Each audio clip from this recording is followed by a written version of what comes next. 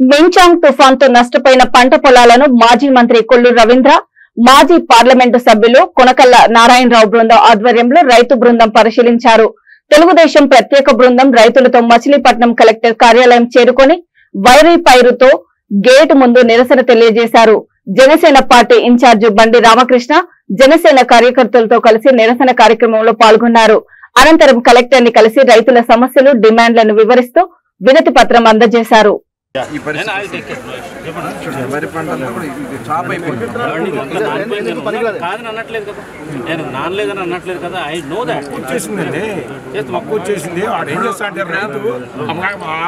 అక్కడికి వెళ్ళి ఏదో ఒకటి చెయ్యాలన్నది మీద మొక్క వచ్చిందాన్ని ఇంకా మనోడు సలహా ఏంటంటే అక్కడ ఉప్పు చల్లుకోమని కోసి గవర్నమెంట్ ఇన్ఫార్మ్ చేస్తాం. ఓకే, అది తర్వాత మనోళ్ళు వెళ్ళి ఉప్పు చల్లుకోమన్నారు. కాదు ఉప్పు చల్లుకోమన్నారండి. అలా కదండి, ఇన్స్టెంట్గా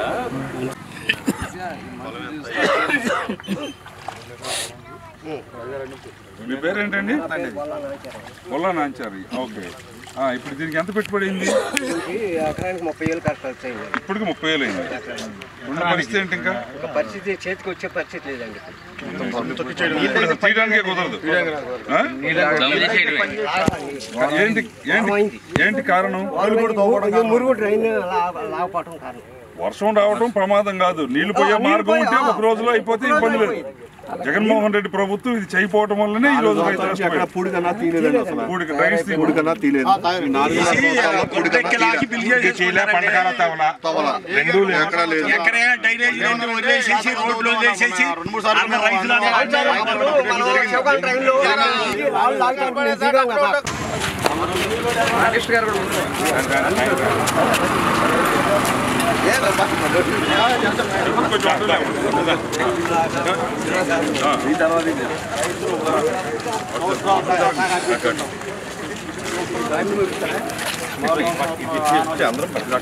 రైతాంగాన్ని వెంటనే ఆదుకోవాలి, రైతాంగాన్ని వెంటనే ఆదుకోవాలి, రైతాంగాన్ని వెంటనే ఇదేమి రాజ్యం, ఇదేమి రాజ్యం.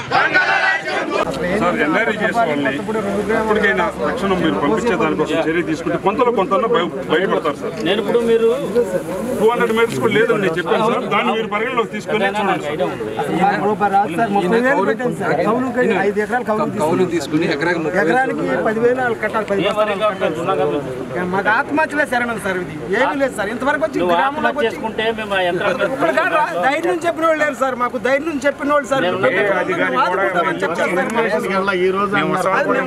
మీరెవరో కట్టక్కర్లేదు, మేమే కడతాము. ఇంతవరకు పంట మేము ఇవాళ వడ్డీ, గతంలో ప్రభుత్వాల్లో వడ్డీ మొత్తం కూడా ఎక్కడక్కడ రైతు కట్టుకునేవాడు కాదు.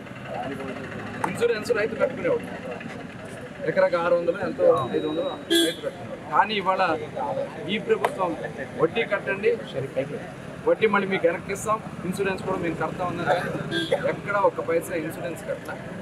గతంలో చంద్రబాబు నాయుడు గారు అసెంబ్లీలో మరి ఆ రోజున పోరాటం చేసి ఆయన అసెంబ్లీ మరి పోడియం ముందు కింద కూర్చుని ప్రభుత్వం మీద ఒత్తిడి చేస్తే ఆ రోజు ప్రభుత్వం మాత్రమే కట్టారు. ఇవాళ దానివల్ల ఇవాళ ప్రభుత్వం కేవలం ప్రభుత్వ వైఫల్యం, ఇది ఖచ్చితంగా ముఖ్యమంత్రి వైఫల్యం.